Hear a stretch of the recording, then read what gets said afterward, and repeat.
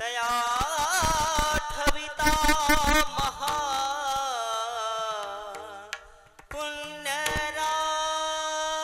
पुण्यरास नमस्कार माझा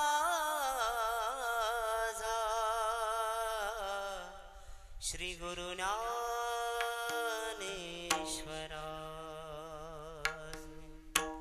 हरि जय जय राम कृष्ण हरे जय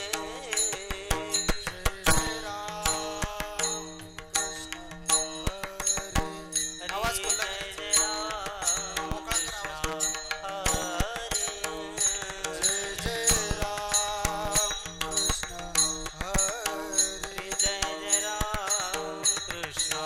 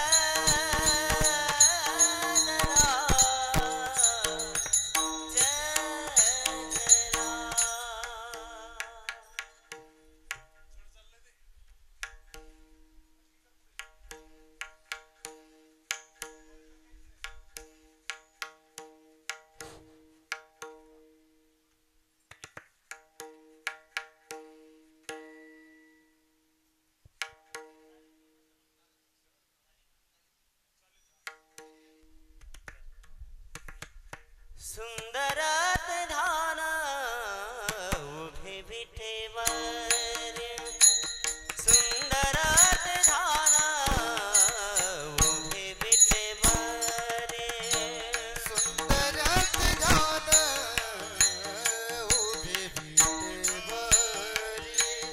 सुंदरात धान उभे विठेवर सुंदरात धान उभे विठेवर सुंदरात धान उभे विठेवर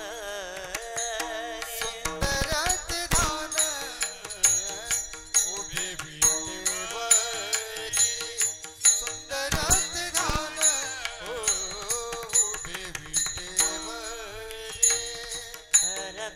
करकटावरी हे बोनिया करकटावरी हे बोनिया तुळसी हार गळा काशी पितांबर तुळसी हार गळा काशी पितांबर करकटावरी ठेवोनिया करकटावरी ठेवोनिया तुळसी हार गळा कास पितांबर तुळसी हार गळा कास पितांबर आवड निरंतर हेची ठान आवड निरंतर हेची ठान तुळसी हार गळा काशी पितांबर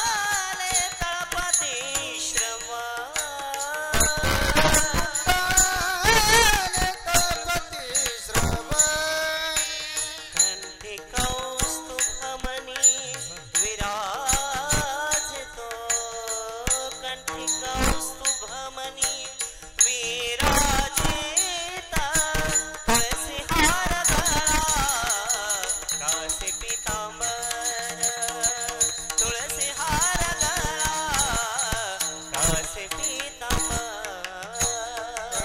कौस्तुभमणि विराजित कंठी कौस्तुभमणि विराजित तुळसी हार गळा हो कास पीतांबर तुळसी हार गळा कास पीतांबर आवडे निरंतर हेची ध्यान आवडे निरंतर हेची ध्यान तुळसी हार गळा कासे पीतांबर तुळसी हार गळा कासे पीतांबर आवडे निरंतर हेचे ध्यान आवडे निरंतर हेचे ध्यान तुळसी हार गळा कास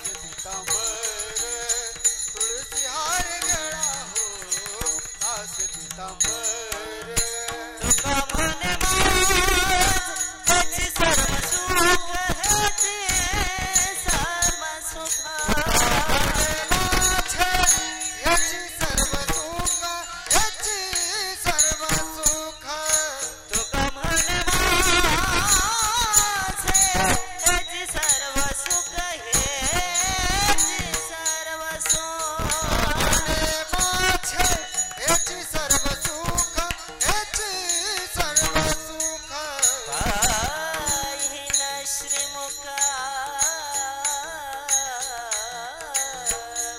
श्रीमुखावदिने आवदिने पाहिन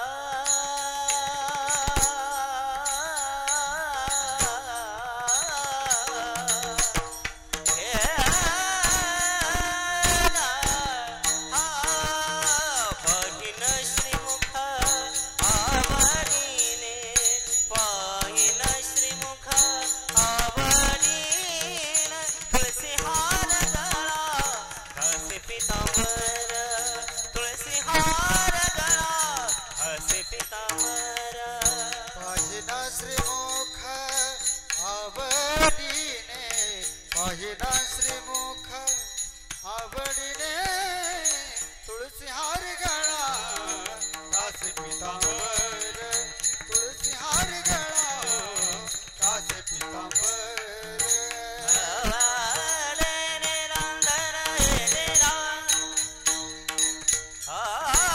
आवडे निरंतर हेचे ध्यान हेचे ध्यान हेचे ध्यान हेचे ध्यान सा साने धन धन परमा पसाने दपम पग पग सगम सगम पगम प गम पने ने ने ने ने ने ने पने मम ग गम पने ने ने सा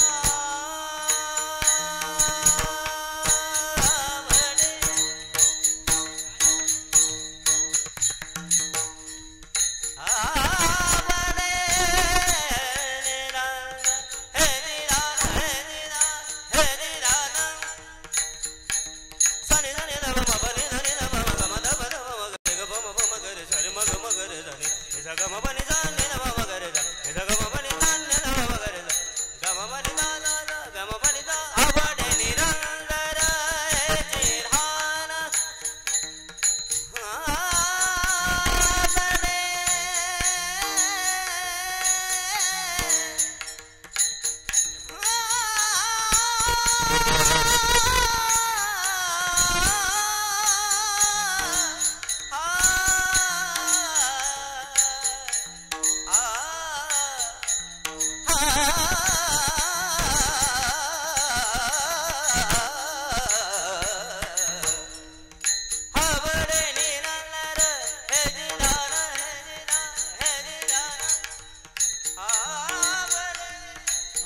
आवडे निरंतर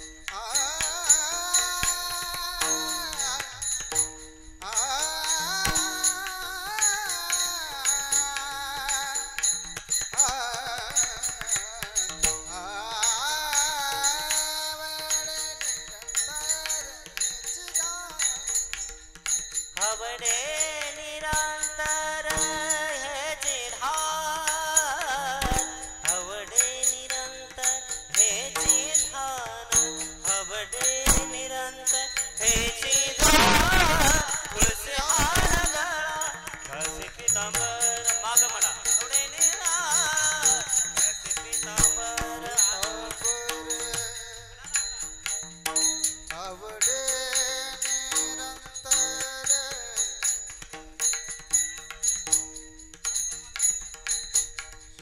तुळसी हार गळा घासी पितांबर तुळसी हार गळा घासी पितांबर घासी पितांबर विठोबा रखुमाई विठोबा रखुमाई विठोबा रखुमाई विठोबा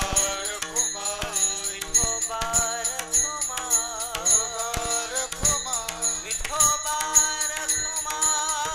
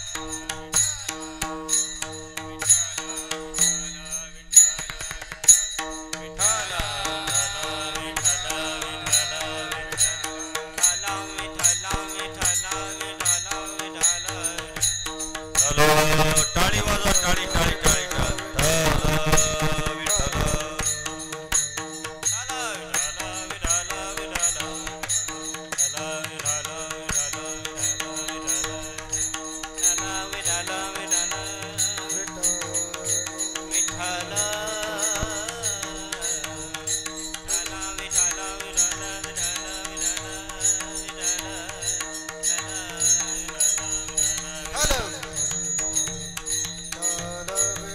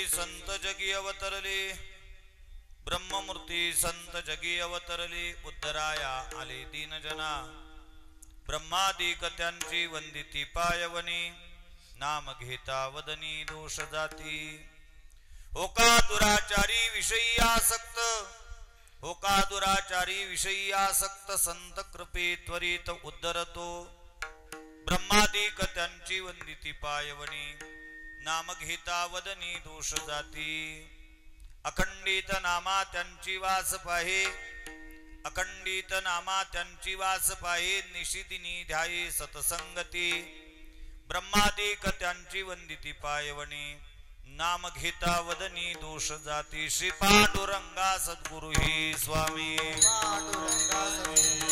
श्री पांडुरंगा सद्गुरु ही स्वामी दया पाद पद्मी नमन माझे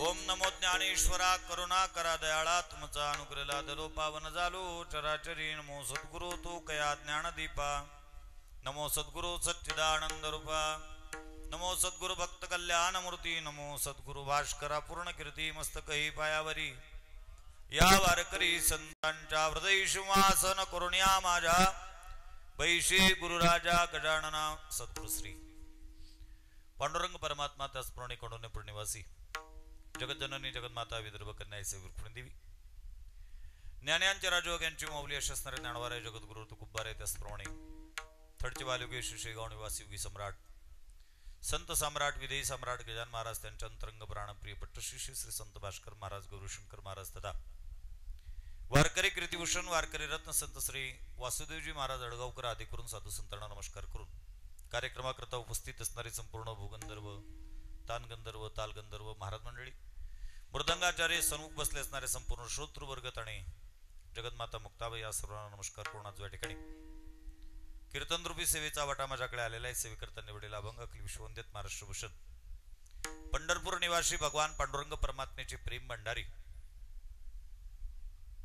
भारतीय ऐक्याचं महान प्रतीक ज्या वेळेला यातायातीची साधनं उपलब्ध नव्हते अशा कालखंडामध्ये प्रांतवादाच्या भिंतीपुरत्या पाडून टाकत देशिक भाषिक आणि प्रादेशिक ऐक्य घडवत समाजाचं मन मेंदू आणि मनगट मजबूत करण्याचं काम ज्याने केलं ते संत चरित्राचे आद्य इतिहासकार संत शिरोमणी नामदेवराय यांच्या गाथेतील संत महिमा या प्रकरणातील पहिल्या क्रमांकाचा बहुतेकांच्या पाठांतराचा परिचयाचा अशा पद्धतीचा अभंग आहे अभंगावर बोलण्यापूर्वी थोडासा परिहार निष्ठ आहे तुमच्या सह सेवा केम निमित्त सांगायलाच नको सर्वांना श्रुत आहे सालाबाद प्रमाणे याही वर्षी परमपूजनीय कर्मयोगी संत श्री शुकदास महाराजांच्या पुण्यतिथी महोत्सवाचा औचित्य साधून आयोजित असणारा हा त्रिदिवसीय भव्य स्वरूपाचा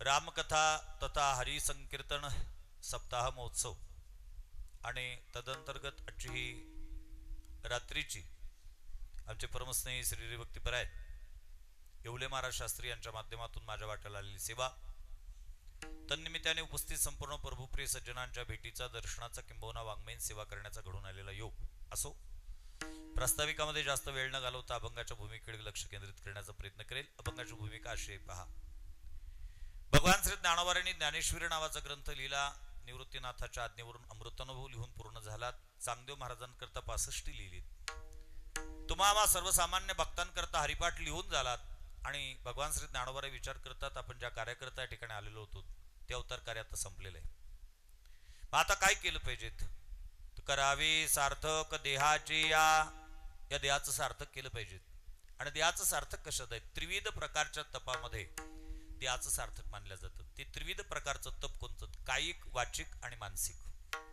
आणि त्रिविध तप एकत्रितरित्या कुठं घडतात वारीमध्ये घडतात पायी चालून कायिक तप घडतात भजन करून वाचिक तप घडतात आणि भगवंताच्या ध्यानाने मानसिक तप घडतात म्हणून ज्ञानोबारांनी विचार केला आपण आता तीर्थयात्रा केली पाहिजे ज्ञान गिळोनी गावा गोविंद गा ज्ञान गिळायचा आणि गोविंद गायचा पडोन या वेद हरी गुण गावे ठावे ते जाणावे तेव्हा झाले जगद्गुरु म्हणतात आता तीर्थयात्रा करायची निर्णय ज्ञानोबाराय घेतात पण तीर्थयात्रा करण्याचा निर्णय घेत असताना ज्ञानोबाराय विचार करतात कोणाच्या सोबत तीर्थयात्रा कराव्यात नियम असा आहे कुठं जात असताना कोणाच्या सोबत जावं मुलांची संख्या भरपूर आहे दुकानात जायचंय कोणाच्या सोबत बाबाच्या नाही तर दादाच्या दुकानात जायचं असेल तर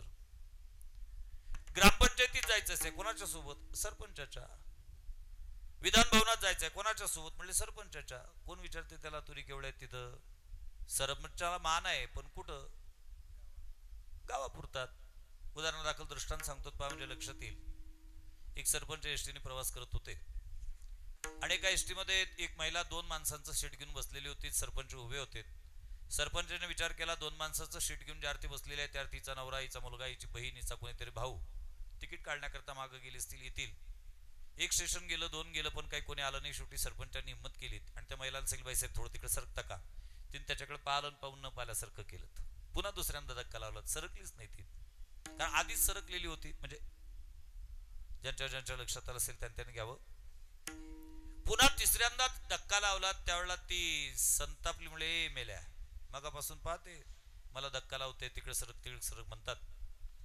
अरे तिकडे सरका म्हणणारा तू कोण?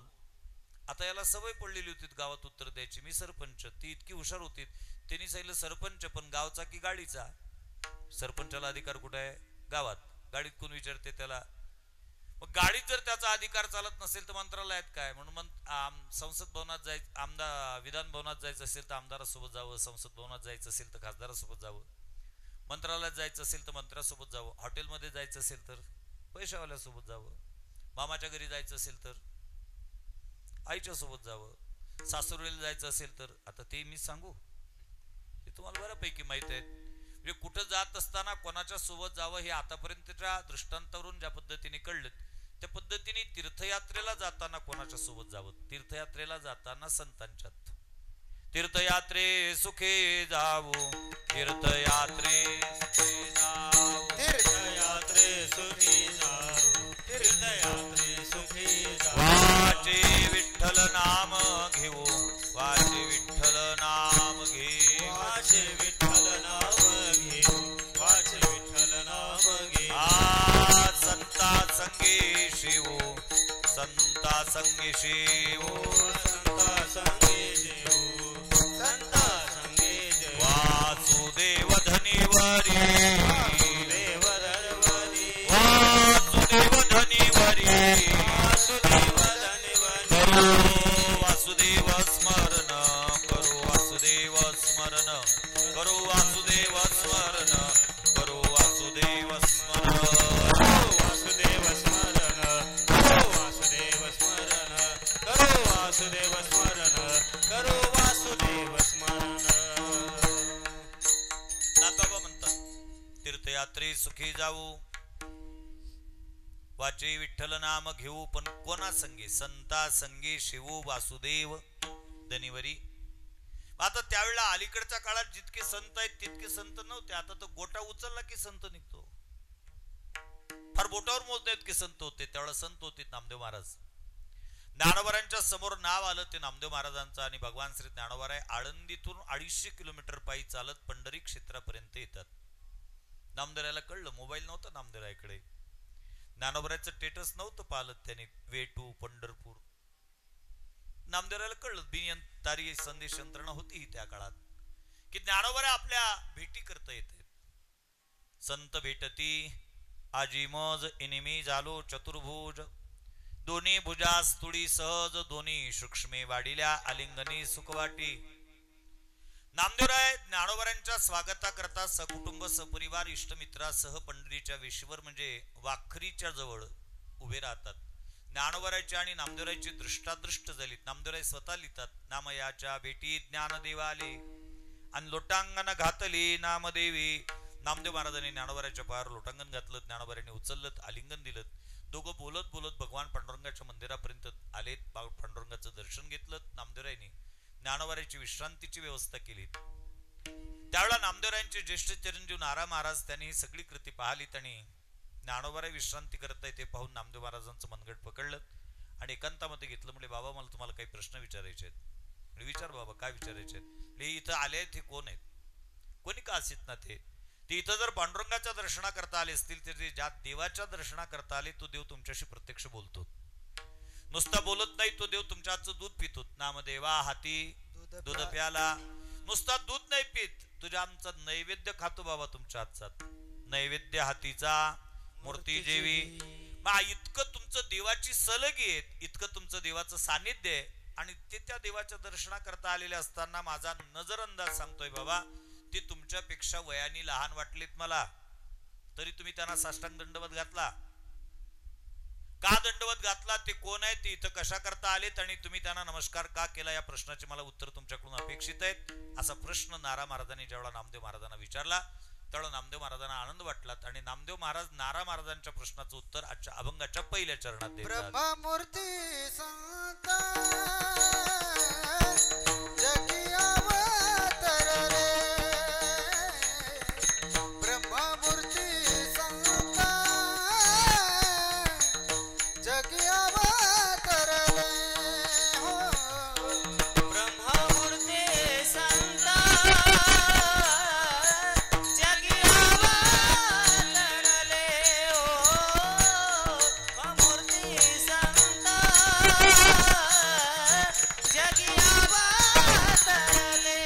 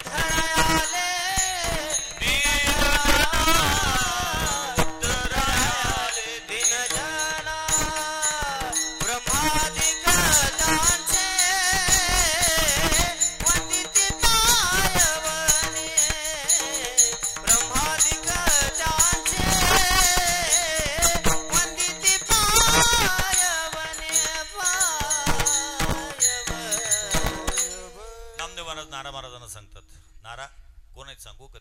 ते ब्रह्ममूर्ती आहेत, ते संत आहेत, ते या जगात अवतरित झालेले आहेत आणि दीन लोकांचा उद्धार करण्याकरता ते आलेले आहेत. आता साहजिकच जाणकार श्रोत्याच्या अंतःकरणामध्ये प्रथम दर्शनशी शंका उपस्थित होण्याची शक्यता नाकारता येत नाही की नामदेव महाराज त्यांना ब्रह्ममूर्ती असं म्हणतात. ब्रह्ममूर्ती म्हणजे काय? शास्त्रामध्ये मूर्त्या अनेक आहेत. श्रीमद भागवताच्या एकादश स्कंदामध्ये 8 प्रकारच्या मूर्ती सांगितल्यात. सांगत बसलं तर काकळा इथंच करावं लागेल, त्या मूर्तीचा विचार नाही करत. किंवा आम्ही वारकरी संत चतुष्टयांना नमस्कार करत असताना ज्ञानेशम ज्ञानमूर्तींच साक्षात प्रेम स्वरूपिणम नामदेवम दयामूर्तीम नाथम वंदे पुनः पुनः. ज्ञानोबर आहेत, ज्ञानमूर्ती आहेत, दयामूर्ती नामदेव आहेत, शांतीमूर्ती नाथ महाराज आहेत, वैराग्य मूर्ती जगद्गुरु तुकोबार आहेत. परंतु याच्यापेक्षा संत वाङ्मयामधल्या मूर्त्या पाहूत आपण. संत वाङ्मयामध्ये प्रामुख्याने 3 मूर्त्यांचं वर्णन येतं. एक आहे पापमूर्ती, दुसरा आहे धर्ममूर्ती आणि तिसरा आहे ती ब्रह्ममूर्ती. पापमूर्ती कोणाला म्हणावं? जगद्गुरु तुकोबार गाथेत लिहितात, दुखवितो बुडी सांगडीचा तापा आणि आतत्याई पापा चीच मूर्ती. आतताई पापाची मूर्ती आहे. आतताई म्हणजे कोण? वशिष्ठ स्मृती नावाचा आमचा ग्रंथ आहे आणि त्या वशिष्ठ स्मृती नावाच्या ग्रंथामध्ये वशिष्ठांनी आतताईची व्याख्या करत असताना 6 प्रकारचे महापाप ज्याच्याकडून होतात त्याला आतताई म्हणून संबोधलेले. अग्निदोगरदशैव शस्त्रपाणिर्धनापह क्षेत्रधारा प्रहरताच षडैते आततायिनः आततायिन मायांतम हन्या देवा विचारयेत नातताही वधे दोषो हंतुर्भवति कश्चनः. वशिष्ठ स्मृतीतले श्लोक आहेत. मला शास्त्री महाराजांना सांगताना आनंद वाटतो. की त्याने उत्तर हिंदुस्थानात जाऊन या सगळ्या स्मृती ग्रंथांचं अध्ययन केलं. जवळपास 40 स्मृती सद्यस्थितीत आपल्याकडे उपलब्ध आहेत.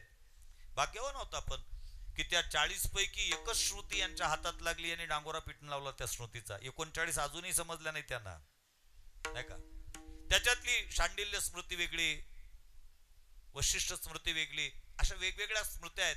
त्यापैकी वशिष्ठ जी लिहितात, अग्निदो म्हणजे दुसऱ्याच्या घराला आग लावणे, गरदश्रैव म्हणजे दुसऱ्याला विष देणे, शस्त्र पाणीर म्हणजे कारण नसताना दुसऱ्याच्या अंगावर शस्त्र घेऊन चवताळून जाणे, धनापह म्हणजे दुसऱ्याच्या धनाचा अपहार करणे, क्षेत्र म्हणजे दुसऱ्याची जमीन बळकावणे, दारा म्हणजे दुसऱ्याच्या पत्नीचं अपहरण करणे, हे 6 प्रकारचे महापाप ज्याच्याकडून होतात त्याला आतताई असं संबोधल्या जातात.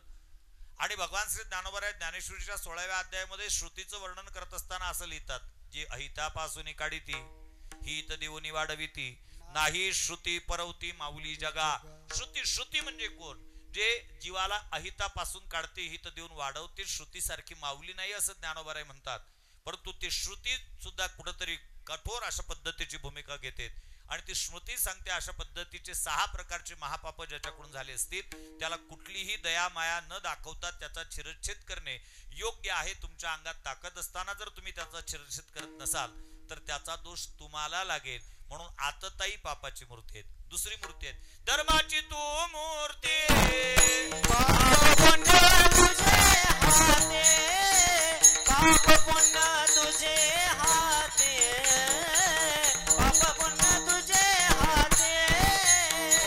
धर्माची तू मूर्ती, पाप पुण्य तुझे हाती, पाप पुण्य तुझे हाती, पाप पुण्य तुझे हाती. जगद्गुरु म्हणतात धर्माची तू मूर्ती आणि पाप पुण्य तुझ्या हाती. देव धर्म मूर्ती आहे, पाप पुण्य त्याच्या हातात आहे. म्हणून तुकोबार एका ठिकाणी देवाला असे म्हणतात, तुका म्हणे देवा तू करशी ते सोपे आणि पुण्य होती पापे आमच्या मते. तू करस ते सोपं आहे, आम्ही ज्याला पुण्य समजतो देवा ते नेमकं पाप होतं, आम्ही ज्याला पाप समजतो ते पुण्य असतं. आणि म्हणून धर्माची मूर्ती आहे, पाप पुण्य तुझ्या हातात आहे. आणि तिसरी मूर्ती आहे तिला नामदेव महाराज ब्रह्ममूर्ती म्हणतात. तुकोबारे मात्र गाथेत शब्द बदलवतात. तुका म्हणे सांगू किती आणि तोची भगवंताची मूर्ती, किती सांगू तुम्हाला, तोच भगवंताची मूर्ती आहे. तर ब्रह्म म्हणजे भगवंत, मूर्ती म्हणजे स्वरूप. संत कोण आहेत? संत हे ब्रह्मस्वरूप आहेत, अर्थात भगवत स्वरूप आहेत. भगवान सुद्धा ज्ञानेश्वरी मध्ये बोलतात. भगवान श्री ज्ञानोबा भगवान श्रीकृष्णांच्या मुखामध्ये शब्द घालतात आणि वर्णन करतात. आत्मज्ञानी चोखडी संतती माझी रूपडी, ते तर दृष्टी पडो आवडी कामिनी जैशी. संत कोण आहेत? माझं रूप आहेत. किंवा नाथ महाराज एकनाथी भागवतामध्ये लिहितात, प्रतिमा माझ्या अचेतन व्यक्ती, संत माझ्या सचेतन मूर्ती, दृढ भावे केलिया त्यांची भक्ती, ते मज निश्चिती पावली. उद्धवा, अरे ज्या प्रतिमा आहेत ना मंदिरातल्या अचेतन आहेत, परंतु परमपूजनीय शुभदास महाराजांसारखे, ज्ञानोबाराय सारखे, नाथ महाराजांसारखे, नामदेव महाराजांसारखे, जगद्गुरु तुकोबारायांसारखे, माझे गुरु वैकुंठवासी संत श्री वासुदेवजी महाराजांसारखे जे संत आहेत, भगवंताचं मत आहे ते संत म्हणजे संत माझ्या सचेतन मूर्ती आणि दृढ भावे केलिया त्यांची भक्ती, ते मज निश्चिती पावली. किंवा भगवान त्याच्याही पुढे बोलतात, संता परिस पूज्य पाहो जगी नाही आन देवो, संत पूजने देवाधिदेवो स्वय स्वयमेव संतुष्टे. संतापेक्षा पूज्य या जगतामध्ये कोणीच नाही. संतांची पूजा केली तर देव संतुष्ट होतो. तुका म्हणे संत सेवा हेची देवा उत्तम, तुका म्हणे देवा यांची केली पावे सेवा. म्हणून ब्रह्ममूर्ती कोण? ब्रह्म म्हणजे भगवंत आणि मूर्ती म्हणजे स्वरूप. हे जे काही ज्ञानोबा आहेत हे भगवत स्वरूप आहेत. पुन्हा हे कोण आहेत? हे संत आहेत. शास्त्री महाराज आहेत, शास्त्री द्वय आहेत. कधी कधी अडचण जाते आम्हाला बोलताना असे लोक समोर बसले की. संत म्हटला की अलीकडच्या काळामध्ये इतकी विचित्र परिस्थिती झाली, उत्तर हिंदुस्थानात तर संतांचं पेवच फुटलंय. आता तुम्ही तुमच्या घरची टीव्ही लावा, आस्था संस्कार साधना, टीव्ही चालू केली की 5 वर्षाचा संत, 10 वर्षाचा संत, 15 वर्षाचा संत, 100 वर्षाचा संत. संत शब्द यांनी गुळगुळीत करून टाकला आणि त्याच्या पुढे बोलू का बदनामही केला. गुळगुळीत केला म्हणजे कोणाच्या पुढे संत लिहितात? काहींची वेशभूषा, केशभूषा, त्यांचं बोलणं, त्यांचा भूतकाळ, त्यांचा वर्तमान, हे सगळं पाहून असं वाटतं खरंच जर हे संत असतील ना, मग ज्ञानोबरायच्या तुकोबारायच्या नावाच्या पुढं संत लिहावं का न लिहावं इतका गुळगुळीत करून टाकला त्याने. कधी कधी तर असं वाटतं त्यांच्या नावाच्या पुढच्या संत या शब्दातील स काढून टाकायचा आणि त्याच्यात ज लिहायचा. कॉलेजचे शाळेचे विद्यार्थी त्यांच्या लक्षात येईल, संतातला स काढून टाकला आणि त्याच्यात ज लिहिला तर काय होते, संत नाही ते जंत आहेत. जंत संतात आणि जंतात काही जास्त फरक नाही. जंत त्याला म्हणतात ज्याच्या पोटात होतात, त्याला त्याच्या पोटात राहून त्याचं शोषण करतात, त्याला जंत म्हणतात. म्हणजे त्याच्याच पोटात राहून शोषण करणारे ते जंत. संत त्यांना म्हणतात ज्या समाजामध्ये राहतात त्या समाजाचं शोषण न करता स्वतःच्या उपदेशामृताच्या द्वारा ज्या समाजाचं पोषण करतात त्यांना शुकदास महाराजांसारखे संत म्हणतात. शिवभावे जीव सेवा करणारे हे संत आहेत. पोषण करतात, शोषण नाहीत करत. संतांची खरी व्याख्या आहे समाजाचं पोषण करणे. पण संत कोण? प्रमाण नाही देत. प्रमाण देत बसलो तर रात्र जाईल त्याच्यात.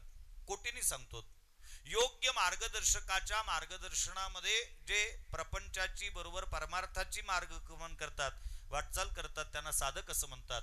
जे मुक्कामाला जाऊन पोचलेत त्यांना मुक्त असं म्हणतात. आणि मुक्कामाला जाऊन पोचल्यानंतर इतरे जनांच्या उद्धाराकरता पुन्हा परत येतात त्यांना संत असं म्हणतात. येथे उपकारासाठी आले घरजा वैकुंठी. म्हणून नामदेव महाराज म्हणतात नारा अरे बाबा हे ब्रह्ममूर्ती आहेत, हे संत आहेत आणि हे जगी अवतरले, या जगात अवतरित झालेले आहेत. मला सांगताना स्वाभिमान वाटतो ज्या संप्रदायाचे आपण पाईक आहोत तो संप्रदाय वारकरी संप्रदाय, अवतार संकल्पनेला मानणारा संप्रदाय. त्या संप्रदायातला प्रत्येक संत कोणाचा ना कोणाचा अवतार आहे. सदाशिवाचा अवतार, स्वामी निवृत्तीदातार, महाविष्णूचा अवतार, सखा माझा ज्ञानेश्वर, ब्रह्मा सोपान तो झाला, भक्ता आनंद वर्तला, आदी शक्ती मुक्ताबाई, दाशी जनी लागी पायी शिवतो निवृत्ती, विष्णू ज्ञानदेव पायी सोपान तो ब्रह्मा मूळ माया मुक्ताबाई. खूप प्रमाण आहेत. किंवा जगद्गुरु तुकोबरायचं वर्णन करताना ज्ञानोबराय वर्णन करतात. काजो अवतार नामयाचा. रामेश्वर भट्टाच्या स्वप्नातून ज्ञानोबराय सांगतात बाबा तुकोबराय कोण आहे. तुका सर्वा श्रेष्ठ प्रिया माथोर काजो अवतार नामयाचा. किंवा निळोबराय सांगतात जगद्गुरु तुका अवतार नामयाचा. अवतार संकल्पना मानणारा संप्रदाय. पण माफी मागून बोलेल अलीकडच्या काळामध्ये याचा इतका विपर्यास झालाय, इतका विपर्यास झालाय. अलीकडच्या काळात बऱ्याच लोकांनी त्या अवतार या संकल्पनेला पार काळी लावली. म्हणजे त्याचा पार राख रांगोळी करून टाकलीत. एक जण म्हटलं आमचे गुरु आमचे महाराज गजानन बाबाचा अवतार आहे, म्हणजे चांगली गोष्ट आहे. दुसरा म्हटलं आमचे महाराज साईबाबाचा अवतार आहेत. तिसरा म्हटलं मग आमचे महाराज काय कमी आहेत का? आमचे महाराज अक्कलकोटच्या स्वामीचा अवतार आहेत. म्हणजे या तीन बाबाचे अवतार बऱ्यापैकी व्हायला लागलेत महाराष्ट्रात. खऱ्या अर्थानं सांगू का या महाराष्ट्राला अजूनही काही बाबांच्या अवताराची गरज आहे. ते बाबा कोणचे आहेत? या महाराष्ट्राला पहिल्या बाबाच्या अवताराची गरज आहे ते म्हणजे गाडगे बाबा. दुसरे बाबा शुकदास महाराज यांच्या अवताराची गरज आहे. पण गाडगे महाराजचा आणि शुकदास महाराजचा अवतार होणार नाही का? कारण गाडगे महाराजचा अवतार घेतला की हातात खराटा घ्यावा लागते आणि शुकदास महाराजचा अवतार घेतला की लोकांची सेवा करावी लागते.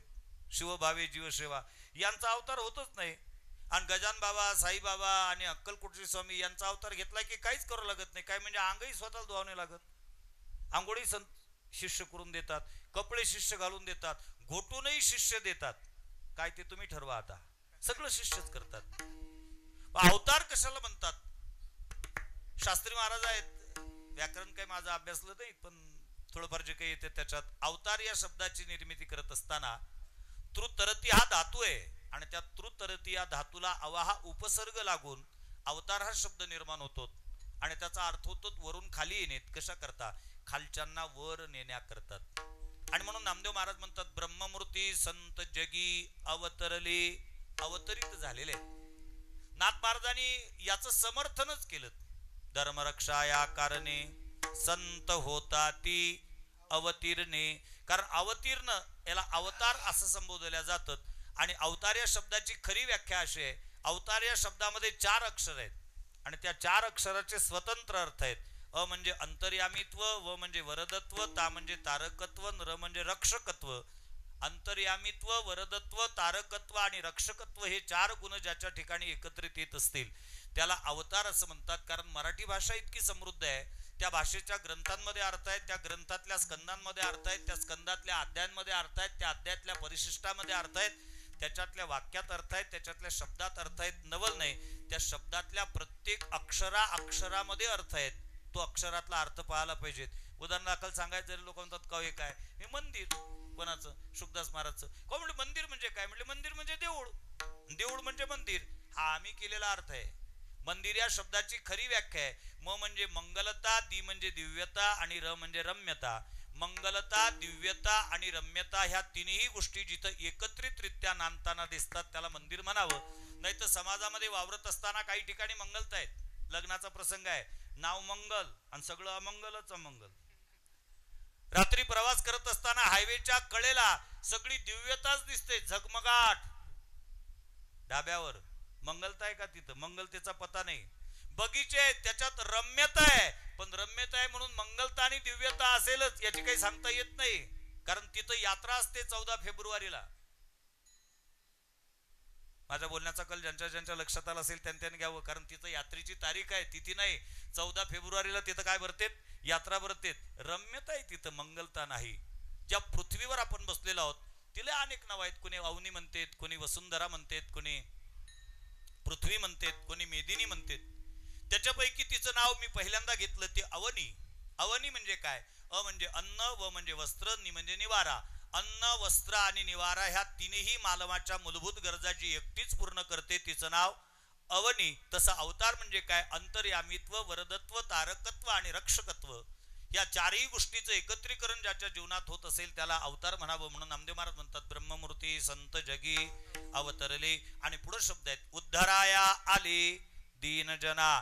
ते उद्धरण्याकरता आलेले आहेत. संत वाङ्मयाचं चिंतन करताना एक गोष्ट प्रामुख्याने लक्षात येईल. संतांच्या वाङ्मयामध्ये आलो, आले हे शब्द असलेले शेकडो प्रमाण आहेत. आलो म्हणे तुका मी नामाचा धारक, आम्ही वैकुंठवाशी आलो याची कारणाशी, बोलिली जे ऋषी साच भावे येथे उपकारासाठी आले. गरजा वैकुंठी शोधून या आले संत, हिताहित जगाचे. ते आलेत कशा करता आलेत, जगाच्या उद्धारा करता आलेत. मला एक चिंतन सांगावंसं वाटतं. जगतामध्ये 3 प्रकार पाहण्याकरता मिळतात. त्याच्यातला पहिला वर्ग असा आहे की ज्याला यावंच लागतं, दुसरा वर्ग असा आहे की ज्याला आणावं लागतं, आणि तिसरा वर्ग असा आहे की जो स्वतःहून येत असतो. यावंच लागतं त्याचं नाव जीव, आणावं लागतं त्याचं नाव देव, आणि स्वतःहून येत असतात त्यांचं नाव संत. तुमचा आमचा विचार केला आम्ही इथं आलो की आम्हाला कोणी आणलं की आम्हाला यावंच लागलं. जर कोणी म्हणत असेल की आम्ही आलो असं जो म्हणत असेल, मला त्याला प्रश्न विचारायचा आहे, येण्याचं जर स्वातंत्र्य तुझ्याकडे होतं तर तो इंदिरा नगरच्या झोपडपट्टीत का आला, मलबार हिलवरचा करोडपत्याचा बंगला का नाही पाहिलात?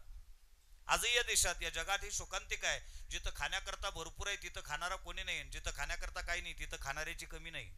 इंदिरा नगरच्या झोपडपट्टीमध्ये दत्तक विधान झाल्याची बातमी पेपरात तरी वाचली का कोणी? नाही. तिथं पुढे 2-3, मागं 2-3, 2 काकीत 2, तरी एखाद्याची गडबड आहेच. आणि करोडपत्याचे बंगले पहा, आम्ही सतत फिरत असतो. भटक्या विमुक्त जाती जमातीतील लोक आहोत, आमच्याकडे कास्ट सर्टिफिकेट नाही तो भाग वेगळा, पण आहे वस्तुस्थिती. सतत भटकत असतो. करोडपत्याच्या बंगल्यापासून तर इंदिरानगरच्या झोपडपट्टीपर्यंत, आश्रमापासून तर महालापर्यंत असतो. एखाद्या करोडपत्याच्या बंगल्यात आपण 8 दिवस राहावं, ते दोघं नवरा बायकोच दिसतात. निघता त्यांना विचारावं, चिरंजीव अमेरिकेत असतात वाटते. तो म्हणते कोणाचे? म्हटलं तुमचे, नाही तर का आमचे? नाही म्हटले मुलगा नाही महाराज. म्हटलं मग मुलगी असेल, इंग्लंडला असते का? म्हटले नाही महाराज मुलगी नाही. म्हटले मुलगा नाही मुलगी नाही, लग्न होऊन किती वर्ष झाले? म्हटले कालच 25वा वाढदिवस साजरा केला लग्नाचा आम्ही. मग अजून आशा आहे का? म्हटले नाही. मग एवढी मोठी प्रॉपर्टी आहे त्याचं काय? त्यात काय? म्हटले एखादा दत्तक घेऊ. मग त्याला म्हणू एवढ्या मोठ्या संपत्तीला तुम्ही दत्तक घेणार, हे काही बरोबर आहे का? त्यात म्हटले न बरोबर नसाल काय झालं, काय चुकीचं आहे याच्यात? मी माझ्या वडिलाचा दत्तक, माझे वडील माझ्या आजोबाचे दत्तक, माझे आजोबा माझ्या पंजोबाचे, आमची परंपरा दत्तकाची. म्हणजे आमच्या येण्याचं जर स्वातंत्र्य असतं तर आम्ही मलबार हिल मध्ये आलो असतो, इंदिरानगरच्या झोपडपट्टीत नाही. पण ज्या अर्थी आम्ही गरीबाच्या घरी आलो त्या अर्थी येण्याचं स्वातंत्र्य नाही. बरं येण्याचं नाही तर नाही, जाण्याचं तरी कुठं आहे? ते म्हणून महाराज कुठल्या युगात बोलतात? 2024 चालू आहे. जाण्याच करता किती साधन उपलब्ध आहे. अगदी आश्रमाच्या पुढे उभं राहिलं तरी इकडून एसटी, तिकडून ट्रक, तिकडून मोटरसायकल, इकडून जीप, झालं थालीपीठ. काय किती कृषी केंद्रावर औषधी उपलब्ध आहेत. तुमची किती इच्छा असली पण त्याची जर इच्छा नसलीत ना तर ती व्यवस्था नाही. एंडोसल्फानचा 1 लिटरचा डबा पिऊन लोक वाचतात आणि चहाचा ठसका बसून मरतात. विमानातून पळून वाचतात आणि ठोकरा लागून मरतात. ही वस्तुस्थिती आहे. एक रिटायर झालेला माणूस होता, आणि माणूस रिटायर झाला की शक्यतोवर त्याला किंमत देत नाही. त्याला वेळेवर चहा नाही, वेळेवर जेवण नाही. नियमात वागलेला, शिस्तीत वागलेला माणूस, त्याला पश्चाताप झाला आणि पत्नीशी भांडला. म्हणले जा, तुम्हाला काही गरज नाही राहिली माझी, आता मी जीवच देतो. म्हटले ठीक आहे जा. कारण मराठीत एक वाक्प्रचार आहे, धरा धरा मालन मी चालली जीव द्यायले. जीव देण्याकरता जाणारा सांगून जात नसते, सांगणारा जीव देत नसते. कारण आपल्या मराठीत दुसरा एक वाक्प्रचार आहे, सडल्याची धाव कुपा लोक. याने विचार केले जाईल आणि वापस येईल. याला खरंच पश्चाताप झाला, याने ठरवलं जीवच द्यायचं. पण जीव द्यायचा तो कुठं द्यायचा? आता शहरात गेला, उड्डाण पुलावर गेलात आणि त्याने विचार केला उड्डाण पुलावून कुदी टाकू, पण कुदी टाकून जर नाही मेलून हातपाय मुडला ते दवाखान्यातही नेणार नाहीत. मग विचार करत बसला. शेवटी ठरवलं त्याने, म्हटले सिग्नल सुटू द्या तिकडचा, वरून कुदी टाकून नाही तसा जीव गेला तर निदान एखादी गाडी जाईल, अंगावून जीव जाईल. विचार करत बसला. तितक्यात खालून एक भाजी विक्रेता चाललेला होता. त्याच्या डोक्यावर एक डालं होतं, त्याच्यात पालक मेथी घेतलेली हर्राशीत, आणि तोही घरून बायकोशी भांडण करून आला होता. बायको म्हणत माझं नशीब फुटकं, 25 वर्ष झाले तुमच्यासोबत लग्न करून, आणि काय नशीब फुटकं, इकडून 2 मणी तिकडून 2 मणी, मधात एक टप्पर. बस झालं, गाई पुरल्या माझ्यापेक्षा. दरवर्षी लोळणे बदलतात, माझ्या गळ्यात तेच लोळणं आहे. आणि हा निघाला होता घरून. यांनी हर्राशीत भाजी विकत घेतली, स्वस्तात भेटली. त्याला असं वाटलं आपण मेकरला नेऊन जर विकली तर भरपूर पैसे येतील. त्याचं ते जिओचं टप्पर होतं. कानाला लावलं. त्यांनी सांगितलं बायकोला, हालो म्हटले, राग आला का ग तुला? काही रागवू नको म्हटले, आज भरपूर भाजी भेटलीत. मेकरला जातो तर विकल्यानंतर तुलाही साडी आणतो, तुला चप्पल आणतो, बाळ्यासाठी एक ड्रेस आणतो, स्वयंपाक करून ठेव फक्त. आनंदाने असा बोलून राहिला तर नेमका त्यांनी वरून कुदी टाकलीत. जीव देण्याकरता ते डाल्यात जाऊन पडलं, त्याला धक्काही लागला नाही. आणि जे बायकोला घरी साडी आणतो म्हणत होतं त्याचं जाग्यावरच मुंडकं मोडलं, खतम झालं. का ना येण्याचं स्वातंत्र्य आम्हाला, ना जाण्याचं स्वातंत्र्य. परंतु संत त्यांना म्हणतात, येण्या जाण्याच्या स्वातंत्र्याचा परवाना ज्यांच्याकडे उपलब्ध असतो त्याचं नाव संत. म्हणून यावंच लागतं, त्याचं नाव जीव. आणावं लागतं, त्याचं नाव देव. आपण परवाच्या दिवशी त्याचा विचार करूत. मर्यादा पुरुषोत्तम रामचंद्र आले नाहीत, आणावं लागलं, पण स्वतःहून येत असतात, त्यांचं नाव संत. आता ही प्रक्रिया थोडी पुढे चालवण्याचा मी प्रयत्न करेन. जीव, देव आणि संत याच्यात काय फरक आहे? जीव त्याला म्हणतात ज्याच्यात इच्छा खूप आहेत पण सामर्थ्याचा अभाव आहे, त्याचं नाव जीव. देव त्याला म्हणतात ज्याच्याकडे सामर्थ्य सगळंच आहे पण इच्छेचा अभाव आहे, त्याचं नाव देव. आणि संत त्यांना म्हणतात इच्छा अधिक सामर्थ्य बरोबर जगदोद्धार बरोबर संत. जीवाकडे इच्छा किती आहेत? आता पहा ना तुम्ही, आचारसंहिता लागलेली आहे. आचारसंहिता लागलेली असताना वातावरणही तसं आहे. दिवसा ऊन तपते, संध्याकाळी पाणी येते, पहाटे पहाटे थंडी पडते. म्हणजे जवळपास सरकारप्रमाणे ऋतू सुद्धा आघाडीचेच आहेत. 3 पक्षाचं एकत्रीकरण नाही का? आघाडी, सरकार आघाडी, ऋतू आघाडीवर. एकाच कालखंडामध्ये 3 ऋतूचं दर्शन घडायला लागलेलं आहे. भाग्यवान लोक होत आपण. मग आता खेड्यापाड्यामध्ये संध्याकाळच्या वेळेला ते लोक ताप करतात. इकडे काय म्हणतात महाराज? ताप म्हणतात की शेकोटी? काही लोक शेकोटी म्हणतात. तसा तापच शब्द आहे. पण मला एका पोराने काही दिवसापूर्वी प्रश्न विचारला, महाराज आलूचे बटाटे कधी होतात? आलूचे बटाटे कधी होतात? मी त्याला सरळ सांगितलं, तुझ्यासारखे सुशिक्षित ज्यावेळेला बाजारात जातात त्यावेळेला आलूचे बटाटे होतात. आम्ही गेलो की आलूच म्हणतो, तू म्हणतो बटाटे काय भाव दिलेत. तसं नाव तापच आहे त्याचा, पण सुशिक्षित त्याला शेकोटी म्हणतात. त्या तापावर बसणारी जी लोक असतात ना गावातले, ते काही सामान्य थोडे असतात. ते गावातले सगळ्यात निष्काम कर्मयोगी संत असतात, तोंडून धुंडून काढलेले आहेत. सप्ताहामध्ये मंडपात माणसं सापडत नाहीत, पारा वाजवायला माणसं सापडत नाहीत. आणि त्यांचा अखंड नाम सप्ताह 12ही महिने 24 तास चालू असतो. विषय कोणता? जो हजर नसेल त्याची बिना पाण्याची करत राहणे, ह्याची आम्हा करणे काम. पण आता आचारसंहिता लागल्यानंतर त्या तापावरचे विषय बदललेत. 2च जण तापावर बसलेले होते. एक दुसऱ्या रामभाऊ म्हणजे काय रे सकाराम, तू म्हण काय गळ्या? काय झालं? सबका साथ सबका विकास म्हणून त्या माणसावर विश्वास ठेवला. आणि त्या पंतप्रधानांनी म्हटले, राजा देश मागं नेला रे, हे विक ते विक ते विक. तो म्हटली जास्त सांगू नको, आम्ही ऐकल्या बातम्या टीव्हीवरच्या, वाचले. उपाय सांग याच्यावर. काय तापावरची चर्चा सांगतो मी तुम्हाला, उपाय सांग. तो म्हटली उपाय एकच आहे, 2024 मध्ये पठ्ठ्याला पंतप्रधान करा फक्त. कुठं? तापावर बसलेला तो मला पंतप्रधान करा म्हणते. पास जादूच्या कांडीसारखा देशाचा विकास करतो की नाही. त्यात रामभाऊ सकारामले म्हणते, सकाराम तू मन काय गळ्या, तुझ्यात आहे तेवढी धमक. पण खरं सांगू का, अरे नुसता पंतप्रधान बदलून नाही जमत. पंतप्रधानांनी संसदेमध्ये विधेयक पारित करायचे असतात. आणि ते शेवटी विधेयक कायद्यामध्ये रूपांतरित कधी होतं? राष्ट्रपतीची सही झाल्याशिवाय कायदा नाही होत त्याचा. मग म्हटले काय, तू जर पंतप्रधान तर पठ्ठ्या राष्ट्रपती. आपल्या दोघांची जर युती झाली, तू पंतप्रधान मी जर राष्ट्रपती बनलोत ना, देश जागतिक महासत्ता बनण्याकरता जास्त दिवस लागणार नाहीत, एवढी इच्छा आहे. आणि आश्चर्याचं आहे, ज्याला पंतप्रधान पदाचे डोळे लागलेले आहेत तो अजून हिवरा ग्रामपंचायत मध्ये सदस्यही नाही, त्याला पंतप्रधान व्हावं वाटते. आणि ज्याला राष्ट्रपती व्हावं वाटतेत ना, त्याची परिस्थिती सांगू का, तो अजून कोणाचा पती नाही. 5-6 वर्ष झाली फिरून राहिला, मला भेटायला आला. म्हटलं महाराज काही असेल योग तर सांगा. म्हटलं मला मला कळलं असतं मी कशाला तसा राहिलो असतो रे, मी नसतं का घेतलं उरकून. नाही म्हटलं एखादं काही तोळगा असेल तुमच्याकडे तर सांगा. मी म्हटलं माझ्याकडे एकच तोळगा आहे, 2027 ला नाशिकला कुंभमेळा आहे, लुंगी विकत घेऊन घे, शाल माझ्याजवळची दे, संन्यास घे, आता पर्याय नाही.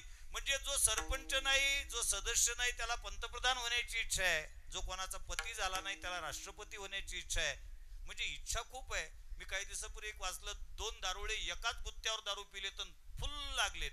एकाचा धक्का दुसऱ्याला लागला, यांनी त्याला कल्ला केला असेल, ए म्हटले नालायका दिसत नाही का पठ्ठ्या मुख्यमंत्री आहे, आणि मुख्यमंत्र्याला धक्का देतो, त्यांनी याला फाळकन थापड मारली. म्हटले का रे काय झालं, म्हटले नालायका मी अजून राजीनामा दिला नाही, तू कसा काय मुख्यमंत्री होशील.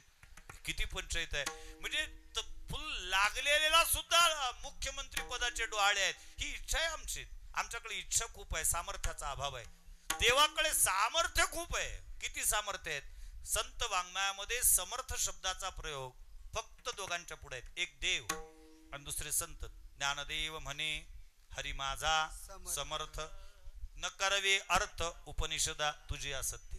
महाराज तुझी आसतेने वेदासे बोलने, तुझी आसतेने वेदासे बोलने, तुझी आसतेने वेदासे बोलने, तुझी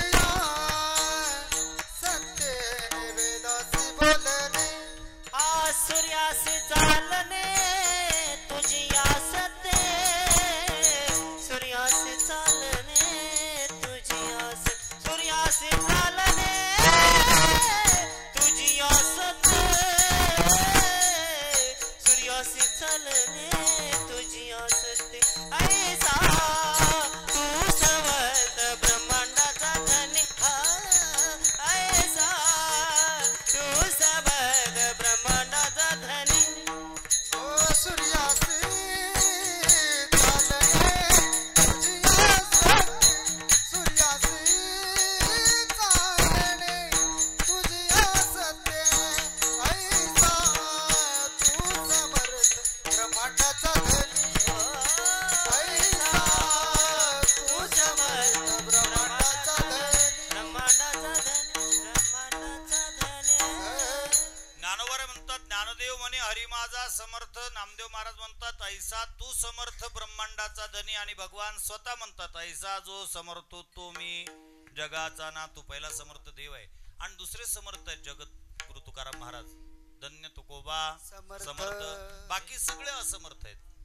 फक्त फरक एवढा आहे, देव समर्थ आहे पण त्याच्यात इच्छाच नाही.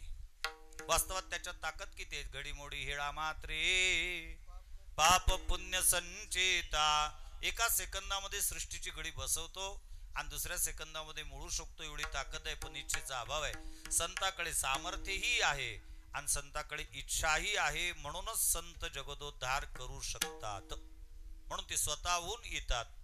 आता नामदेव महाराज म्हणतात उद्धाराया आले पण कोणा, दीन जना.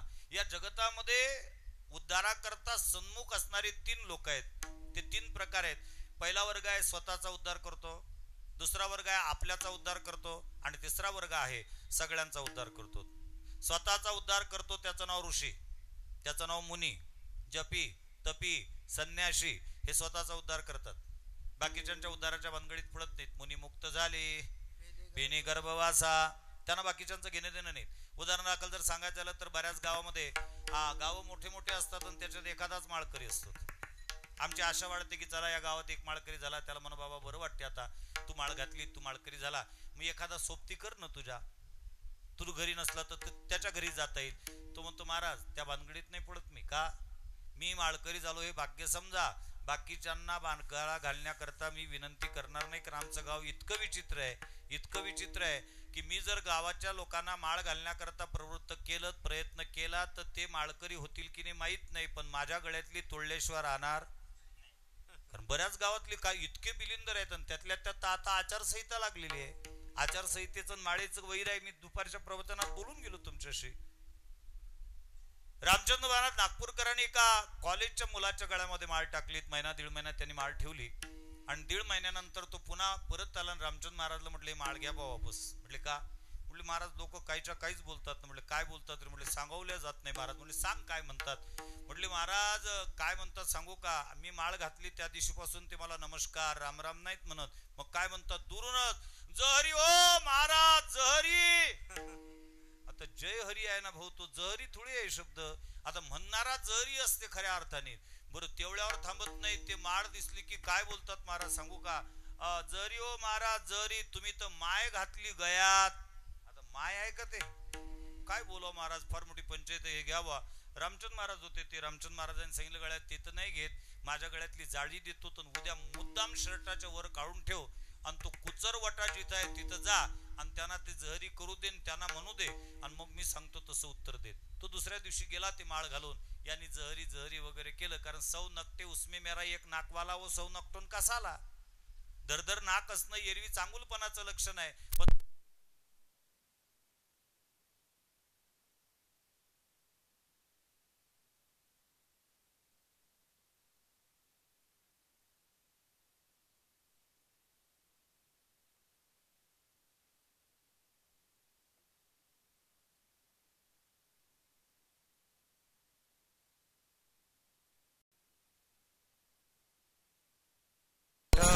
विठ्ठल विठ्ठल विठ्ठल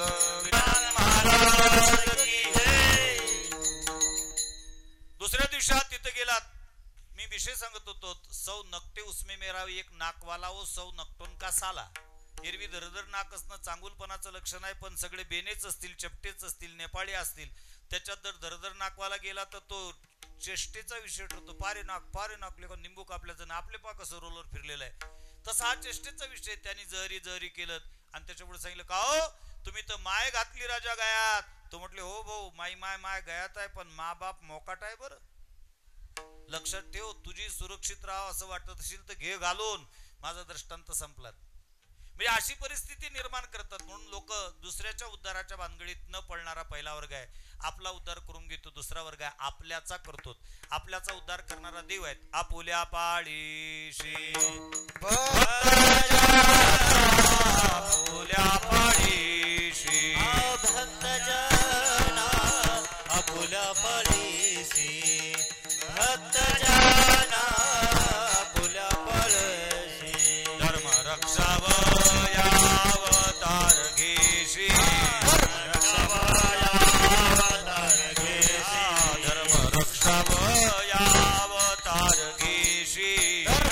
जना आपुल्या पाळीशी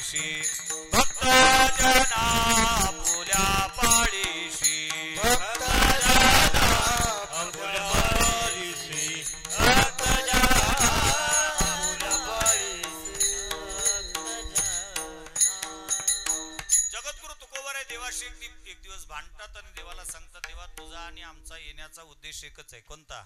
तू येतो धर्मरक्ष संस्थापनार्थाय संभवामी युगे युगे. आम्ही कशा करता येतो? आम्ही त्याच्याच करता येतो. आहे तुका म्हणे धर्म संस्थापने केला नारायणी अवतार. देवाचं वर्णन आहे आणि संतांचं आताच केलं. तो नाथ महाराजांनी वर्णन केलं धर्म रक्षाया कारणे आणि संत होता ती अवतीर्ण. देवा आर्य येण्याचा उद्देश जरी एक असला तरी कार्यपद्धती भिन्न भिन्न आहेत. कोणची भिन्नता आहे? म्हटले तू येतो तू काय करतो? भक्ता राखे पायापाशी आणि दुर्जनाशी संहारी. तू उद्धार करतो पण कोणाचा? आपुल्या पाळीशी भक्तजना. की सगळ्यांचा. उदाहरण दाखल जर सांगायचं झालं तर तुमच्या लवकर लक्षात याच्याकरता बोलतो. सरकार तुमचं आमचं सगळ्यांचं कर्ज सरसकट माफ करू शकत नाही का? करू शकते. आहे पैसा सरकारकडे तेवढा, पण सरकार सगळ्यांचं कर्ज सरसकट माफ करते का? नाही. आपुल्या पाळीशी अदानी, आपुल्या पाळीशी अंबानी यांचं कर्ज माफ. आणि शेतकऱ्याचं तत्वतः अंशतः पुनर्गठन व्याज माफी नाही का? आपलं नाही.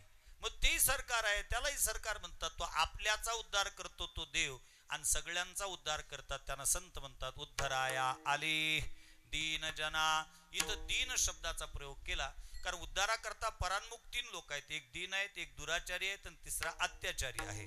इथं दीन शब्द जो आहे, या दिनाचा विचार करत असताना विद्यार्थ्यांची संख्या भरपूर आहे, शिक्षक आहेत, लवकर लक्षात याच्याकरता बोलतो.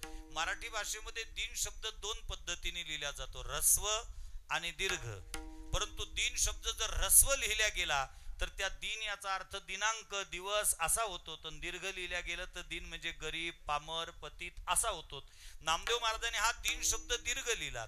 दिन म्हणजे पतित, दिन म्हणजे पापी, या सगळ्यांचा उद्धार करण्याकरता उद्धराया आले दीन जना. संतांचं वर्णन तसंच आहे. नाथ महाराज मुक्ताबाईचं वर्णन करतात. मुक्ताबाई तुम्ही कशा करता आल्यात? मुक्ताबाईचं वर्णन करत असताना नाथ महाराज म्हणतात, जगाच्या उद्धारा तुमचा अवतार, पावन साचार मूढ जना. किंवा तुकाराम महाराज वर्णन करतात, अवतार तुम्हा धराया कारण उद्धराया जन जड जीवा. किंवा तुमच्या पाठांतराचा विषय सांगतो, गजानना औलिया अवतरले जगतारा. टाळे टाळे. गजानना औलिया अवतरले जनतारा. गजानना औलिया अवतरले जगताराया. गजानना औलिया अवतरले जगताराया. गजानना औलिया अवतरले जगताराया. गजानना औलिया अवतरले जगताराया. गजानना औलिया अवतरले जगताराया. गजानना औलिया अवतरले जगताराया.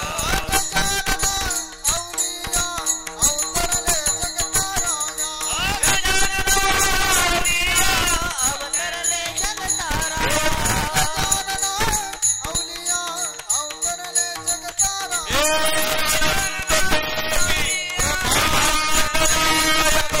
महाराजा सच्चिदानंद भक्त प्रतिभा.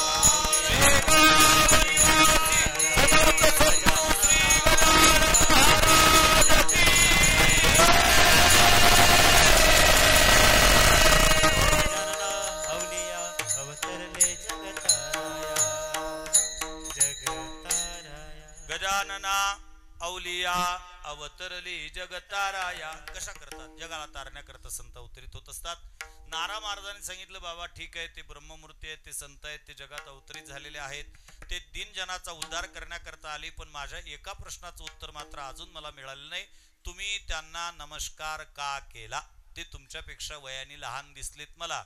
नामदेव महाराजांनी सांगितलं, खरं सांगतो गड्या, तुझा अंदाज अगदी पक्का आहे, ते माझ्यापेक्षा 5 वर्षांनी लहान आहेत, पण मी त्यांना नमस्कार केल्याच्यात काही नवल नाही. त्यांचा अधिकार केवढा मोठा आहे. अभंगाच्या 2ऱ्या चरणात ब्रह्मादिकतांचे पायवणे. ब्रह्मादिकतांचे वंदिती ब्रह्मादिकतांचे वंदिती पायवणे. ब्रह्मादिकतांचे वंदिती पायवणे. ब्रह्मादिकतांचे वंदिती पायवणे. ब्रह्मादिकतांचे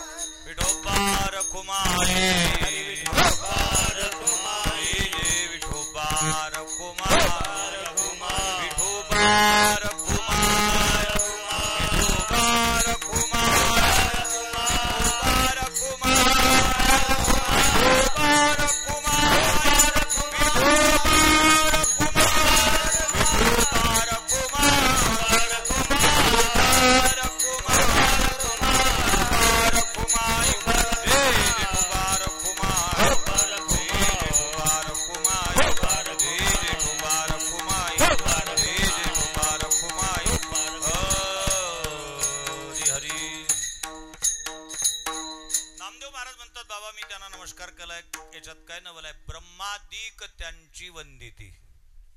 मराठी भाषेमध्ये आदी कधी लागते, यादी जेव्हा मोठी असते ती यादी कमी करण्याकरता आदी लावल्या जाते. म्हणून ब्रह्मादिक याचा अर्थ सगळे देवता त्यांची पायवणी म्हणजे पाय धुवून जे पाणी निघतं त्याचं वंदन करतात. रामायणामध्ये गोड प्रसंग आहे, जास्त लांबवत नाही. मर्यादा पुरुषोत्तम रामचंद्र वनवास भोगत असताना रामचंद्रजी, लक्ष्मणजी आणि सीतादेवी आहेत, त्यात सीतेला रावणाने चोरून नेलं. चोरून नेला हा शब्द महाराज मी हेतुपुरत सर केलाय, सावध पवित्रा घेऊन. काही दिवसापूर्वी रामायणची कथा सांगत असताना मी त्याच्यात मोठा शब्द प्रयोग केला, म्हणजे रावणाने सीतेचं हरण केलं. एक श्रोता अगदी समोर बसलेला प्रवचन झाल्यावर मला भेटायला आला. म्हणले महाराज काय प्रवचन खूप चांगलं करता, पण मग तुम्ही घाई ओगाओगाने बोलताना एक विषय सोडून दिलात. 35 वर्ष झाले मी कथा कीर्तन करतो, पण असं कधी होत नाही मी विषय विसरलो, विषय सोडला, विषयांतर नाही करत मी कधी. नाही म्हटले आठवा महाराज. म्हटले नाही मी नाही आठवत, तूच सांग काय. म्हटले मगात तुम्ही सांगितलं रावणाने सीतेचं हरण केलं. म्हटलं बरोबर आहे, पण मग तुम्ही हे सांगितलंच नाही, रावणाने सीतेचं हरण केलं एवढंच सांगितलं, मग ती सीता पुन्हा सीता झाली की हरणच राहिली. आता असे जर श्रोते भेटले तर काय करावं त्या महाराजनं. तेव्हापासून मी मोठे मोठे शब्द वापरतच नाही. मग रावणाने सीतेला चोरून नेलं आणि रामचंद्र लक्ष्मणासहित सीतेचा शोध घेत घेत घेत दक्षिण भारतातील होसपेट पर्यंत पंपा सरोवर गेलेत. त्या ठिकाणी शबरी नावाची त्यांची भक्त वाट पाहत होती. तिची उष्टेपोरं रामचंद्राने खाल्लेत आणि उष्टेपोरं रामचंद्राने खाल्ल्यानंतर तिला आनंद वाटला, तिचा अंगीकार केलात. पण त्यावेळेला जंगलामध्ये काही ब्रह्मवृंद मंडळी होती, त्यांच्या कानावरती वार्ता गेलीत आणि त्यावेळचा नियम होतात वर्णानाम ब्राह्मणो गुरुहु, वर्णामध्ये ब्राह्मणाला गुरु मानल्या जायचं. त्यांचं एक शिष्ट मंडळ रामचंद्रांकडे आलं. तर रामचंद्राला सांगायला लागलं, रामा म्हणजे काय आम्ही ब्राह्मण आहोत, तुम्ही क्षत्रिय आहात, त्याच्यामुळे गुरुत्व आमच्याकडे आहे आणि तू नियमाचं उल्लंघन केलं. कोणतं? उच्चिष्टमपिचामेत्यम भोजनम तामसप्रियम. म्हटले मग हो केलं, कारण रामचंद्र राजकारणी होते, परंतु 2024 मधल्या राजकारणी एवढे प्रगत नव्हते. अटक होऊन सुद्धा तो मी नोंद राजीनामा देणार नाही आरोप केला, पण सिद्ध झाला का इथपर्यंत प्रगती नव्हती रामचंद्राची. त्यांनी कबुली दिली, हो झाला म्हटले माझ्याकडून गुन्हा. इलाज काय? म्हटले इलाज एकच आहे, चला आमच्या सोबत नदी आहे, त्या नदी म्हणजे पात्रामध्ये हातावर पाणी टाकता, आम्ही श्लोक म्हणू, संकल्प सोडा, तुम्हाला पापमुक्त करू. गेलेत रामचंद्र, हातावर पाणी घेतलं तर श्लोक म्हटला, पापहम पापक्रमाम पापात्मा पापसंभवाम त्रहिमाम कृपया गंगे सर्व पाप हरा भव. आता लीलापूर मर्यादा पुरुषोत्तम सोडलं त्यांनी पाणी. पाणी सोडल्यानंतर परिणाम काय झाला माहितीये का? ती पाण्याने वाहणारी नदी, दुसऱ्या भरून वाहणारी नदी ती रक्तानी पुवानीच व्हायला लागली, त्याचे दुर्गंधी सुटलीत आणि मग यांचं धाबं दणाणलं. कारण त्यावेळेला लोकांचं जीवन नदीवर निर्भर होतं, सगळ्या गोष्टी नदीवर, अंग धुवायला नदीवर, कपडे धुवायला नदीवर, भांडे धुवायला नदीवर, म्हणजे एकूण सगळंच लोक नदीवर धुत, सगळ्यामध्ये सगळंच आलं. पिण्याकरता पाणी नदीहून, सगळं नदीहून. पण ते नदीत जर आटलीशील तर किती पंचायत. आता या पोरांना सांगितलं समजा आम्ही की नदीहून पाणी आणत होतो, हे म्हणतील काय महाराज बावळट आणला वा नदीहून पाणी. आता गावातलं सांडपाणी नदीत जाते तेवढंच फक्त, नदीतलं पाणी गावात येते कधी पूर आला की, नाही तर नदीतलं पाणी गावात नाही. त्याच्यानंतर विहिरी आल्या होत्या, विहिरीतून लोक पाणी काढत. आता त्या विहिरी पाण्याच्या दृष्टिकोनातून वनवाशीच आहेत, विहिरीत पाणीच नाही, पाहणाऱ्याच्या डोळ्यातून पडलं तरच पाणी, नाही तर विहिरीत पाणी नाही. नंतर आम्ही लहान असताना नळ आले होते, ते गल्ली गल्लीत होते, तोपर्यंत बरं होते. जोपर्यंत नळ योजना गल्लीत होती तोपर्यंत सगळे गाव दन दन दन दन वाटत का. भांड्याला भांड लागलं की झाला, पहिल्यांदा काकळा, मग विष्णू सहस्त्रनाम, मग ज्ञानेश्वरी पारायण, मग प्रवचन, संध्याकाळचा हरिपाठ, रात्रीचं कीर्तन, पण काम पडलं तर रात्रीचा जागर सुद्धा चालायचा. पहिल्यांदा तिच्या मायचा, तिच्या बापाचा, तिच्या आबाचा, सगळ्यांचा उद्धार. नाहीच कोणी सापडलं तर नानक्याचं नाव त्याच्यात, मग मंगलाष्टक म्हणणारा बामनही याचा त्याच्यात. नाहीच कोणी तर हेच होते ना जेवायला, यांनीच आणली ना आपल्या गावात, नाही तर का आपलं गाव असं होतं का. पण त्याच्यानंतर नळ घरात आलेत त्यावेळेला ते भांडणं कमी झालेत, म्हणजे गाव शांत झालेत. पण या पोरांकडे काम होते, मग माठ भरून ठेव, गळवा भरून ठेव, बादली भरून ठेव. आता ते नाही, आता डायरेक्ट टाकीत पाणी जातं. आता प्रत्येक ठिकाणी नळ आला, स्वयंपाक खोलीत नळाला नवल नाही, तिथेही नळच आहे. आता तिथेही गळवा नेण्याची गरज नाही, गळवा फक्त आता पाहुणा आला कीच न्यावं लागतो, पाहुणा आला की प्यायला. बहुतेक काही दिवसांनी त्याच्यातही प्रगती होईल, बैठकीत नळ जाईल, पाहुण्याला ताण लागली की होय. त्या विमानतळावर नळ असतात, हात घातला की ते सेन्सर बसवलेले आहेत, पाणी येते, खात काढला की पाणी बंद होत जाईल. त्या कोल्हापूरला एक गोरक्षण आहे कळसिद्धेश्वर स्वामींचं, कनेरी मठ, त्यांनी इतकी व्यवस्था केली, इतकी प्रगत आहे, हजारो वर्ष मागही नेलत. म्हणजे भारताची खेडी व्यवस्था सुद्धा त्यांनी दाखवली त्याच्यातून. आणि 3D 4D नाही 7D पर्यंत थिएटर उभे केलेत त्यांनी. गोरक्षण असं केलं, एवढा असा गड्डा केला, गायीनी त्याच्यात तोंड घातलं रे घातलं की आपोआप पाणी येते. आणि गायीची ताण झाली तिने तोंड काढलं की पाणी आपोआप गायब होते. बहुतेक अशी व्यवस्था काही दिवसांनी बैठकीत होईल. पाहुण्याला ताण लागली, घातलं तोंड की आलं पाणी, ताण झाली काढलं की पुन्हा पाणी गायब. म्हणजे आता कटकट नाही ठेवली कोण, बटनाची नाही, काही नाही, रिमोट म्हणजे सगळं आता कॉर्डलेस काय वायरलेस काय ही सगळी व्यवस्था त्या ठिकाणी आलीत. आणि म्हणून मग त्यावेळेला मात्र नदीवर असल्यामुळे मग पंचायत झाली. आता पाण्याची व्यवस्था नाही. रामचंद्रांचे पाय पकडले, सांगितलं प्रभू काहीतरी करा. रामाने सांगितलं मी काहीच नाही करू शकत, अहम भक्त पराधीन हा. मग आता इलाज काय, शबरीचे पाय पकडा, तिचे पाय धुवा, तिचं पाणी घ्या, याच्यात टाका तर नदी पुरवत होईल. शबरीकडे गेलेत. शबरी दर्शन घेऊ देत नव्हते, मागं सरत होते. सांगितलं मी दर्शन नाही देणार, कारण मर्यादा पुरुषोत्तम रामचंद्राने माझे बोरं खाल्ले, तुम्ही त्यांना जर प्रायश्चित्त देता, मी तर तशीच दलित पॅंथर मधली आहे, मला तर तुम्ही जलसमाधी द्याल. त्यांनी विनंती केली. शेवटी तिचे पाय धुतले तर पाणी त्या नदीत टाकल्याबरोबर ती नदी पूर्ववत झाली आणि सगळ्या ब्रह्मवृंदांनी त्याचं आचमन केलं. म्हणून नामदेव महाराज म्हणतात ब्रह्मादिक त्यांची वंदिती पायवनी. आणि त्यांच्या नामाचं सामर्थ्य काय, नाम घेता वदनी दोष जाती. वारकरी संप्रदायामध्ये जे ज्ञानोबा तुकाराम, ज्ञानदेव तुकाराम, ज्ञानेश्वर माऊली, ज्ञानराज माऊली तुकाराम, ज्ञानेश्वर जे काही गजर आहेत हे कोणी दिलेत, याचा निर्माता कोण आहेत, एवढा विषय सांगतो आणि वाणीला पूर्ण विराम देतो. याचा निर्माता भगवान पांडुरंग परमात्मा आहे. हा मंत्र आम्हाला भगवान पांडुरंगाने दिलात. त्यावेळचा नियम होतात, गावच्या माणसाला गुरु करायचं असेल तर गावच्या ब्राह्मणाला करावं, गावच्या ब्राह्मणांनी क्षेत्राच्या ब्राह्मणाला, क्षेत्रातल्या ब्राह्मणांनी क्षेत्रातल्या बळव्याला, आणि क्षेत्रातल्या बळव्याला गुरु करायचं असेल तर त्यांनी प्रल्हाद महाराज बळवेंना गुरु करावं. का, त्यांना वारकरी संप्रदायामध्ये संत शिखामणी ही पदवी होती. पांडुरंगाच्या मंदिरामध्ये निम्मा त्यांचा वाटा होतात. आणि इतके विद्वान होते प्रल्हाद महाराज बळवे. असं म्हणतात दक्षिण हिंदुस्थानातील काही विद्वान मंडळी पंढरीत आलेत आणि त्यांनी ज्ञानोबारायचा अमृतानुभव घेतला आणि त्याच्यातले ते 5 श्लोक वाचले सुरुवातीचे. यदखेयमानंद म्हणजे केवलम श्रीमन निवृत्तीनाथेती ख्यातम दैवतमाश्रित गुरुरित्याख्या लोके साक्षात विद्या ईशांकरी जयत्याज्ञा नमस्तश्री दयारदारे निरंतरम सार्धकेन च कष्टार्थम. त्यांना बरं वाटलं, संस्कृत कळत होतं त्यांना, पण पुढचं मग ती ओवी वाचली ऐशी ही निरुपाधिके, त्यांना काही कळतच नव्हतं. त्यांनी प्रल्हाद महाराज बळवेंना विनंती केली, बाबा आम्हाला हा अमृतानुभव कळत नाही, काहीतरी करा ना. अमृत त्या ठिकाणी पूर्वी संस्कृत कळत नव्हतं म्हणून ज्ञानोबारांनी गीता ज्ञानेश्वरीच्या रूपाने आणलीत, नाथ महाराजांनी भागवत एकनाथी भागवताच्या रूपाने आणलं आणि प्रल्हाद महाराज बळवेंनी ख्याती केलीत. ज्ञानोबारायचा मराठीतला अनुभव जो मराठी भाषिकांना मराठी भाषेत समजत नाही तो संस्कृतात केला, त्यांना कळत होतात आणि त्यांना आनंद वाटला माऊलीचा अमृतानुभव ऐकून. पण तो अमृतानुभव महाराष्ट्रात 350 वर्ष पडलेला शास्त्री महाराज. मग आमच्या भास्कर महाराजांच्या पालखीचा मुक्काम अहिल्यादेवी होळकर वाड्यामध्ये पंढरपूरला असतो.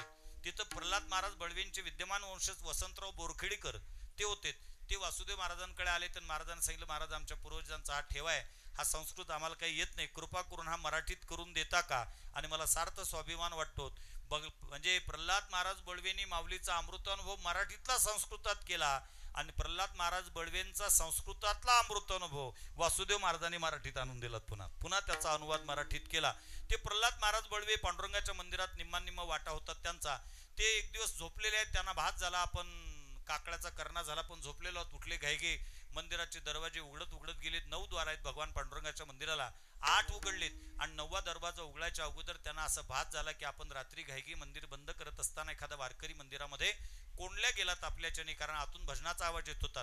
9वा दरवाजा जसा उघडलात ना, उघडल्याबरोबर त्यांना आश्चर्याचा धक्काच बसला. वारकरी नव्हतात, विटेवरचा पांडुरंग परमात्मा विटेवरून उतरून गळ्यामध्ये विना घेऊन हातात टाळ घेऊन गजर करत होतात. ज्ञानदेव तुकाराम, ज्ञानदेव तुकाराम, ज्ञानदेव तुकाराम, ज्ञानदेव तुकाराम,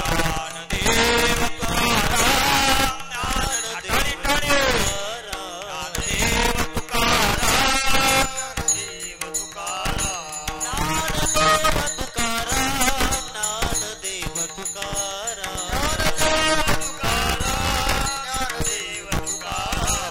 ज्ञानदेव तुकाराम, ज्ञानदेव तुकाराम.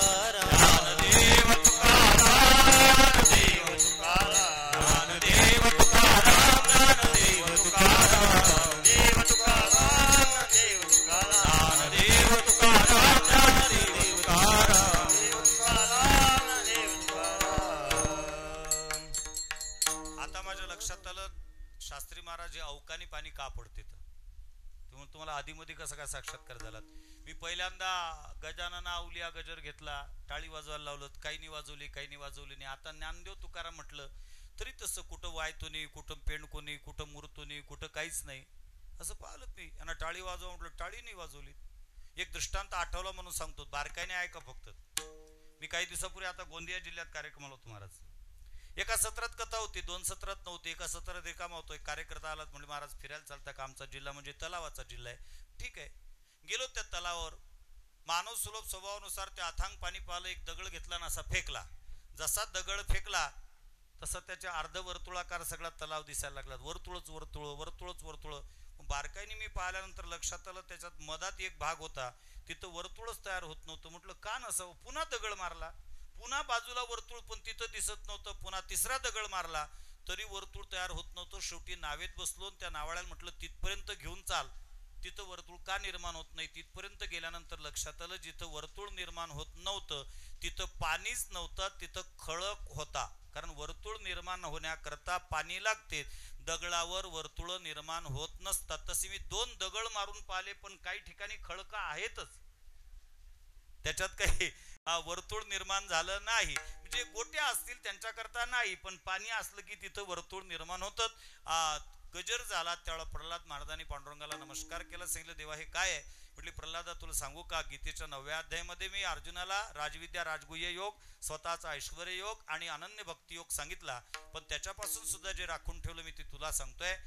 मानवी जीवनाचा उद्धार व्हावा असं वाटत असेल, वाणीचे दोष जावे असं वाटत असेल, तर आता माझ्या नावाचा गजर केल्यापेक्षा संतांच्या नावाचा गजर करत जा. पूर्वी संप्रदायामध्ये गजर होतात, पुंडलिक वरदा श्रीहारी विठ्ठल असा होता, पुढे काहीच नव्हतं. झालं, तिथंच थांबला. रामकृष्ण हरी होतात, विठोबा रुक्माई होता. आता मात्र संताच्या नावाचा जप करत जा. म्हटले, देवा माझा तुमच्यावर विश्वास आहे, पण समाज माझ्यावर विश्वास ठेवणार नाही, त्याच्याकरता काय करायचं?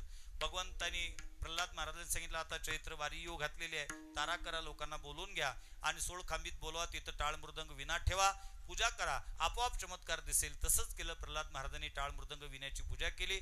वारकरी पंढरपुरात आलेत आणि परिणाम काय झाला? आपोआप त्या टाळातून, मृदंगातून, विण्यातून गजर निघाला. ज्ञानेश्वर माऊली नाराज माऊली, ज्ञानेश्वर माऊली नाराज माऊली, माऊली ज्ञानेश्वर माऊली नाराज माऊली, ज्ञानेश्वर माऊली नाराज माऊली, माऊली ज्ञानेश्वर माऊली नाराज माऊली, ज्ञानेश्वर माऊली नाराज माऊली.